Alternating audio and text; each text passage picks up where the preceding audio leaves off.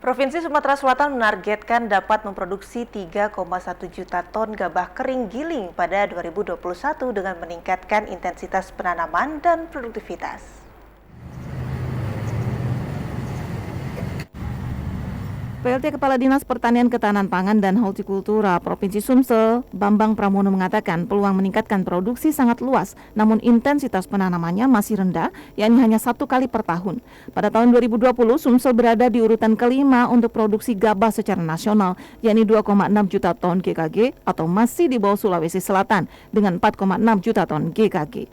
Jawa Barat 9,0 juta ton GKG, Jawa Tengah 9,6 juta ton, dan Jawa Timur 9,9 juta ton GKG. Target kami adalah penambahan sejumlah 400.000 ton GKG, sehingga target produksi kita di tahun 2021 adalah 3,1 juta ton gabah kering giling atau setara dengan sekitar 2,1 juta ton beras.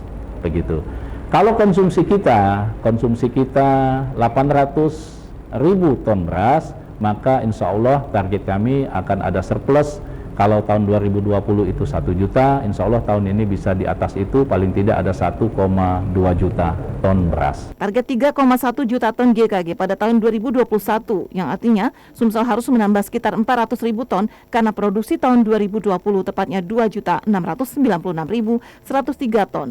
Potensi ini ada di Kabupaten Banyuasin yang memiliki luas tanam 184.000 karena hektar indeks penanaman masih 1,1, yang artinya pada musim kedua hanya 10% dari total lahan yang ditanami kembali oleh petani.